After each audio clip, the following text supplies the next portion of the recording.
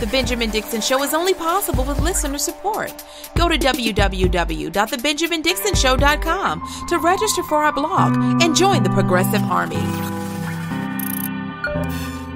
We have breaking audio from Alex Jones's response to being pulled off of iTunes, Spotify, YouTube, and Facebook. Take a listen in. Breaking never defeat the human spirit. You'll never defeat God. You'll never win. Never, ever, never. Dear God. And this is where we get tested. So rejoice to God Almighty for this animating contest of liberty.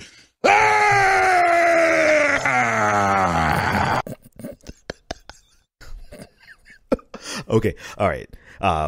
I don't intend on using this time to make fun of Alex Jones. I am neck deep in a major project, and I had to break away because of all of the ridiculous arguments that I'm seeing in support of Alex Jones, claiming that he's being censored. Now, these are arguments that are being made by progressives, people who I am friendly with, and I'm going to call them all name by name. I'm going to read your tweet, and I'm going to show you why you're wrong. Alex Jones was not censored. Alex Jones still can. First of all, let's roll this back. It's amazing how people have selective amnesia with regard to when the First Amendment is applicable. And let me add on top of that some of these same people, I do not recall you having this much outcry, this much disgust and concern over Colin Kaepernick being, according to your definition, censored and having his First Amendment right violated, even though I know that that is not a First Amendment issue, not with Colin Kaepernick. Some people don't realize that, but I do, and I've made this argument several times. This is not a battle over the First Amendment. This is a battle of the culture wars. What are we as a collective body politic going to allow? Are we going to allow the NFL to silence Colin Kaepernick, not violating his freedom of speech, because his freedom of speech is still, he can still go out and take a knee anywhere he wants to take a knee. But are we as a collective people going to allow the NFL to punish him for their political reasons? It is a culture war issue that's being fueled by the president of the United States. Likewise, this thing with Alex Jones has nothing to do with censorship. It has everything to do with the collective body politic saying what we will and will not permit, particularly from companies that are profiting, making millions of dollars off of him. And this isn't just about the money he makes. This isn't just about how ridiculous he is. This is also about him violating their own terms of agreement of service. The very things that every single one of us who we are all individual content creators, we all have to abide by these same exact rules. Period. So this isn't about his free speech. This is about whether or not we are going to silently allow. Yes, we as a collective. What do you mean, Ben? What gives you the right? I'm a part of this body politic just like you. We as a collective people, as a collective voice, can determine what is acceptable and not acceptable beyond what the Constitution says. And and it's weird that I have to put it into that context because anytime, but I have to, because anytime we get to an issue like this, it becomes on the left and on the right, particularly. Before I even get to that, isn't it fascinating that progressives will carry the water for conservatives who would not carry water for us? They will piss on us. Right? So just from an asymmetrical political battle, this is why progressives and liberals always get railroaded, because they come to the defense of conservatives, but conservatives will beat the living life out of you based on this exact argument. They will swear it doesn't matter who gets silenced on the left. They will correctly identify whether or not it is a First Amendment right, and then they'll say something like, well, the NFL, and the NFL gives you they're a private corporation, so they have the right to do whatever they want to do. Facts don't care about your feelings. But here comes to the rescue Kyle Kalinske, my friend, Michael Tracy, he is who he is. I mean, you have all these individuals who come out. I mean, all these not far left, but they're leftist free speech absolutists carrying the water for conservatives who will just as soon piss on you or wouldn't piss on you if you were on fire. However you want to take it. But back to the original point. The point is this, is that we as a collective body politic have the ability to determine what is acceptable and what's not acceptable in our public spaces, in our public square. And this goes beyond any type of constitutional protections, because the Constitution primarily protects us from actions that the government takes, primarily. And this conversation has so many layers, so everything that I'm saying has a layer to it, and I'm going to try to address it all. But this goes beyond constitutional protections. This goes beyond even a corporation's ability to do whatever it wants to do. Do you understand? Particularly in this hyper conservative environment where corporations don't have to pay hardly any taxes, they don't want any regulations. Do you understand? The only thing that really can control or have any impact on a corporation, because they've weakened the government so much, the only thing that can have a significant impact on what a corporation does, customer satisfaction. To make sure that the response of their customers, their public relations, like an embarrassing news cycle actually cost businesses millions upon millions, or sometimes billions of dollars, particularly in stock value, or specifically in stock value. So they are significantly concerned with what is said about them, the public perception of them, whether or not collectively the body politic, as I refer to it, or even just on social media, can a boycott be organized in response to it? This is why advertisers are always targeted in a boycott. And then ultimately you get the same people making the same fact. I have to take the segue so I can make sure that you understand the main point, right? I'll get back to the different layers and nuance in a minute. But ultimately, you have the same people making the same erroneous argument over and over and over again, claiming that it is a violation of someone's free speech when they are targeted by boycotts, that it's a violation of someone's or someone is being censored, and that the government should come in and protect their speech. But in reality, what's happening in all of these situations, you have a group of people who say we are not going to tolerate this anymore. In the case of Alex Jones, it has been a protest from the families of the Sandy Hook victims who have had to suffer because of Alex Jones's relentless coverage of this as some type of hoax, as crisis actors, so much so that family members of the slain, people who have already suffered one of the most tragic things that you can suffer, they are now receiving, or they have been receiving, death threats because people don't believe their story and they think it's all a hoax. And that was fueled by Alex Jones. And so in reaction to that, they have organized since Alex Jones has made this a thing for years. Now through lawsuits, but also through a public relations campaign. And finally, the straw that broke the camel's back was when Alex Jones got approved to be on Spotify. And people said enough is enough. Like, how far are we as a collective people going to allow this madman to spread his conspiracy theories that are dangerous, that are harmful, not only to the victims of the people he targets, but to the people who are listening to him? Does he have the right to say it in this country? Yes, he does. Does he have a right to access these platforms? No, he doesn't have a constitutional right to access these platforms, especially when all he has to do to be in good standing on any of these platforms is not threaten the lives of individuals. I mean, ultimately, and the second straw that broke the camel's back was his direct threat to Mueller. Come on. So all of you people who are running around talking about, oh, he's being censored. Oh, my God, No. He broke the rules that every single one of us have to abide by. Why should he not have to abide by the same rules that you have to abide by?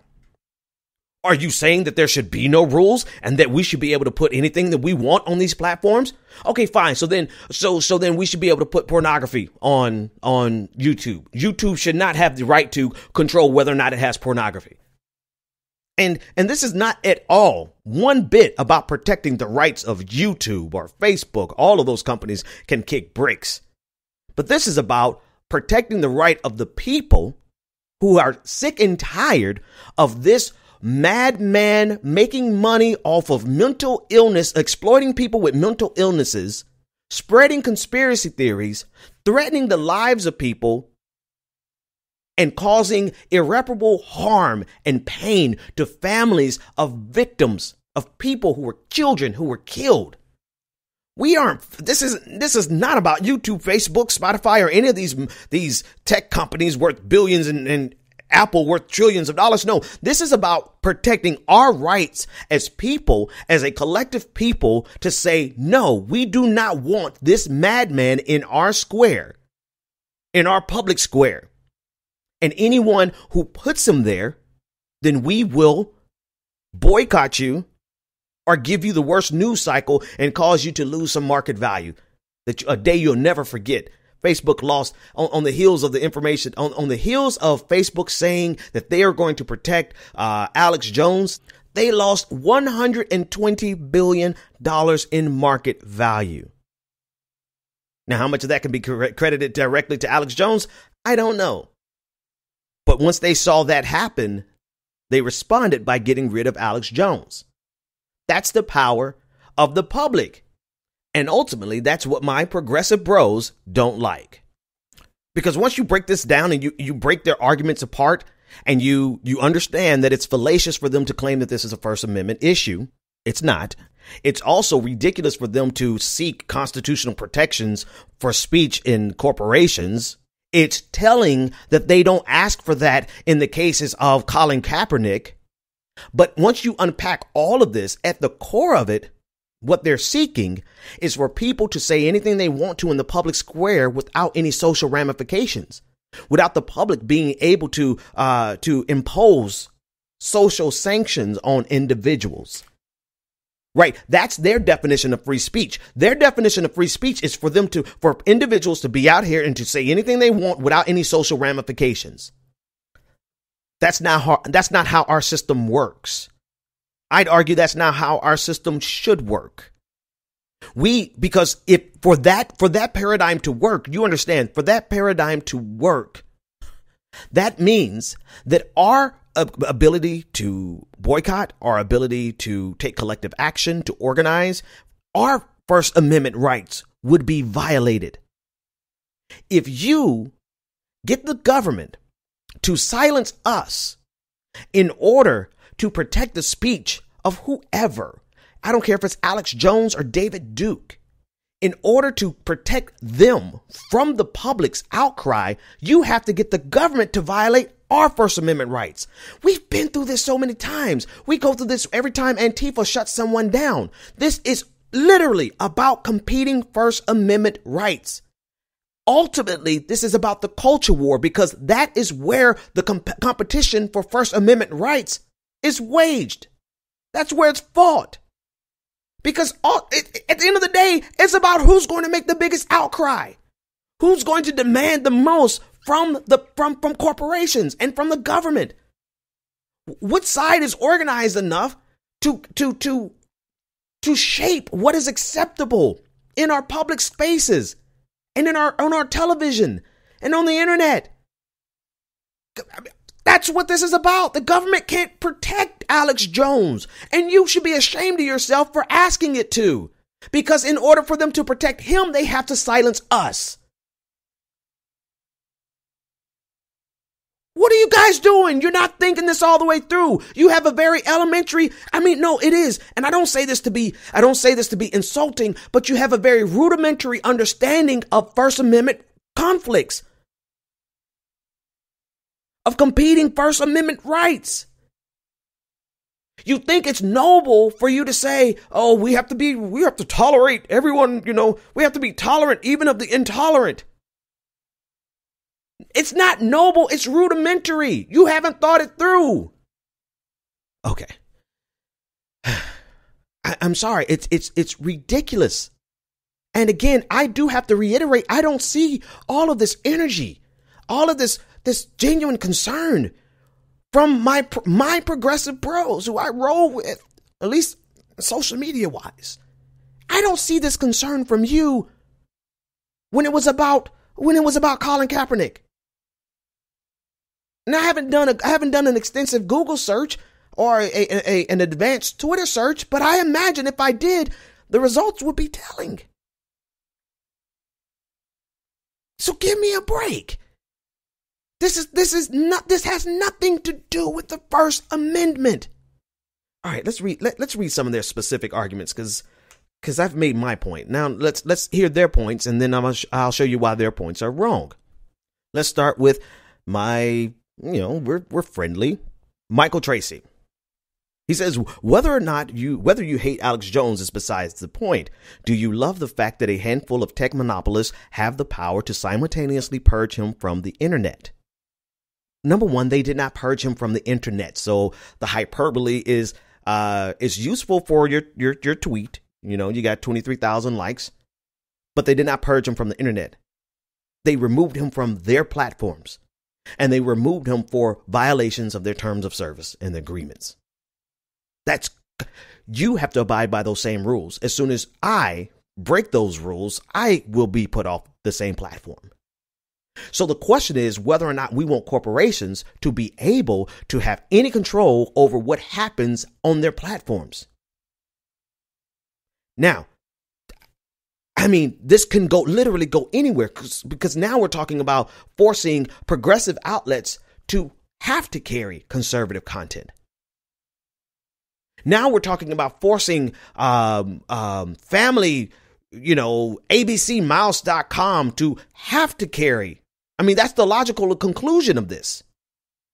It's wrong. Platforms have the ability to determine what's carried. I mean, I'm not an advocate for corporations by any measure, but it just seems very damaging, not only to the corporations, I care less about them, but to the people who utilize their services to have to be exposed to anything and everything because you don't feel as though those corporations should be able to enforce their terms of service.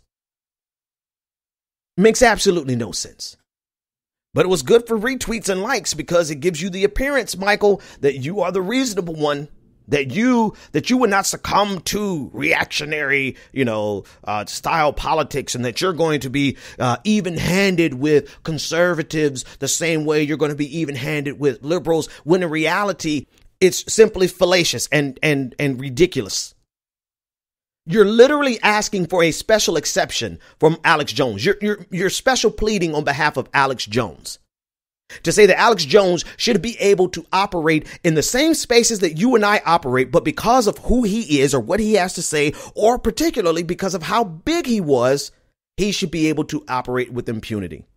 Why? Why are all of you asking for Alex Jones to have no consequences for his actions? Not with the corporations whose terms of service he is violating and has willingly violated for a long time.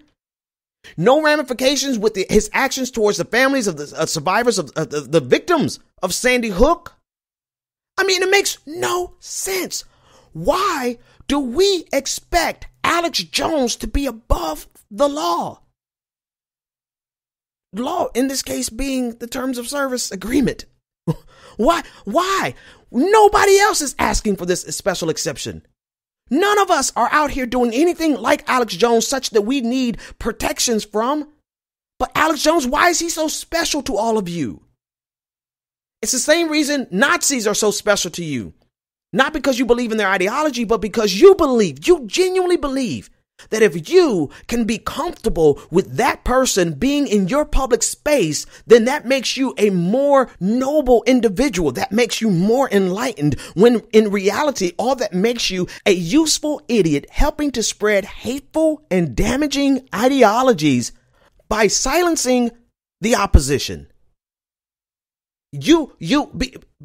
By advocating for the government to step in and silence us, who would fight back against Nazis and the Alex Joneses of the world, using our First Amendment right to speak out about them, our ability to organize, our ability to call for protests and boycotts of companies who promote these hateful ideologies. You're asking for us to be silenced so that they can have a stage and they can have a platform. Ultimately, because you do not like the culture wars. You do not like the social ramifications that are imposed on individuals by the collective body politic. Whatever. And there is a con to this. There is a downside to this. The downside to this is, what do most people believe and what is acceptable to most people? And that changes. That changes in a significant fashion. And that's why this period right now where conservatives are organizing like nothing we've ever seen is so dangerous. They are fighting the culture wars like nobody else. They claim that we're all culture warriors and social justice warriors, when in reality, they are spending millions upon hundreds of millions of dollars to try to change what people believe is acceptable, to try to change what people believe politically, ideologically, culturally. That's what they are fighting it. And here we have people on our side of the equation saying that, we should unilaterally disarm in the culture wars and give. Why? Do you honestly think conservatives are not fighting the culture wars harder with more resources? So the downside is the public opinion can swing in a significant fashion. Yes, that is the downside, but that's why we have to fight the culture wars without ceasing. It doesn't end. It is an unfortunate battle, but that is the competition of our competing First Amendment rights in this country. But apparently, they feel, people like Michael Tracy, and I'm going to read a tweet from Kyle Kalinske in a second, they feel that the right move here is to expand governmental protections, constitutional protections, to corporations so that individuals cannot be taken down because of the outcry of the public, consequently silencing the voices of everyone else who opposes them. All right, let me read Kyle Kalinske's tweet. He said, you act as if these people making the decisions to censor and deplatform, people like Mike Zuckerberg, are apolitical, objective observers. They're Silicon Valley billionaires and don't share your sensibilities. They're responding to establishment pressure. There's the key phrase. He went on to say in the next tweet, he said, fact, 75% of the time, suppression on free speech on college campuses actually targets the left. Seems like an important data point if you're going to cheer Silicon Valley oligarchs permanently banning people. Okay. He actually made an argument here versus just a hyperbole of Michael Tracy. Kyle, you're still wrong, because the silencing that takes place at colleges and campuses and universities, it happens because we are not fighting it in the same way that conservatives fight it. Someone is silenced, quote unquote, censored or silenced, whatever. There's so many different variables in terms of how a particular case plays out. But I'm going to speak generally. If somebody on the right is silenced on a college campus, they have the infrastructure to elevate that person to Jordan Peterson status. That's what they do. And they do that by waging the culture war nonstop. What you're asking us to do is to unilaterally disarm here and say, hey, because we don't want them to do that to us, we shouldn't do that to them. But Kyle, they're not going to stop doing that. This is the asymmetrical political fight that we're in. You're asking us to play nice when they are going for blood. They are seeking the full and total destruction of your ideology. They are not going to be your friends when they get in power. They are going to seek and destroy everyone who has ideologies that vary from theirs, starting with people of color, but I'll get back to that at another date. The important thing here is you're asking us as a means of helping professors on college campuses, left-leaning professors who are getting censored, to no longer engage in the culture war. to no longer protest and deplatform other individuals. As if that's going to protect us from the onslaught of conservative ideologies being spread across the country. It's not.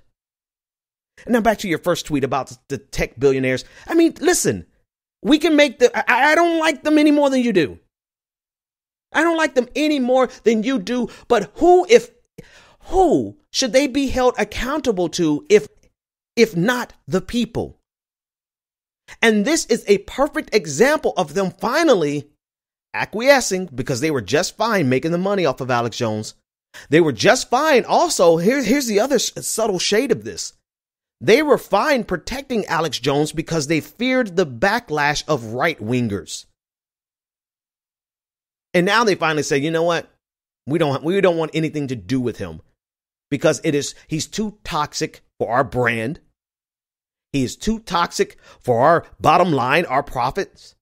And finally, the people on the left who are challenging this, and they finally got vocal enough and loud enough to make as much noise as conservatives make. I mean, honestly, you guys don't like this, but this is genuinely about who's going to be the loudest people, who's going to have the biggest crowd, who's going to convince the most people that our way of thinking is right. And you have this erroneous idea in your head that if we play nice with conservatives in the culture war, because that's ultimately what gets these people censored at their universities. It's about who's making the most outcry, the loudest outcry. It's about who's organized and challenging the professors and the administration. And it's about who's in power as well.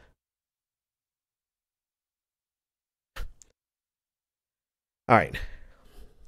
I don't think I have much more. And let me summarize this bitch, because I'm tired and I have to get back in front of these spreadsheets. I'm working on something, and you'll see it when it comes out. Number one, Alex Jones was not censored. Alex Jones became a liability to corporations, a bad liability. And so they dropped him. They dropped him because they finally decided to acknowledge that he's been violating their terms of service. They tolerated him for the longest for two reasons. One, he was making the money. And as big as these corporations are, they're as much money as they make money because of all of the individual, the micro cases. Don't you think people do not want the millions of dollars that Alex Jones was bringing to them? Right? That's just bad logic. Yes, Apple is worth $1 trillion, but they're worth $1 trillion because of all the small $1 million that they make off of all these individuals. So they protected him, one, because he was making the money. Two, they protected him up until this point because they feared conservative backlash. They don't fear progressive backlash like they should. And that's ultimately what we need to do. We need to make them fear progressive backlash as much as they fear conservative backlash. We do not accomplish that by unilaterally disarming in this culture war, because whether or not you know it, as much as conservatives lament and use the phrase culture wars as a way of riling up their base, they are engaged in it even more so than progressives. So you asking us to lay down our arms in the culture war, in this public square, because, and again, let me reiterate, the culture war represents the competition of our First Amendment rights. There are issues that the government will not be able to resolve. It should not resolve, because in order for it to resolve this confrontation, they would have to literally silence one side. And so what it does, it gives us the framework, throws us all into the public square, and we have to hash it out. And the only way we can win is by convincing the most people in the public square, as many people as possible, the majority. We have to convince them that what we are saying is the truth, and it is the way that we should go. And if we don't win in that space, if we don't engage in that space, you sure as hell better believe that conservatives are going to continue fighting in that space and convince the public that everything that is progressive is toxic and should not be allowed in the public. There is no regulation to protect us in that way. We have to organize. And ultimately, that's what did Alex Jones in.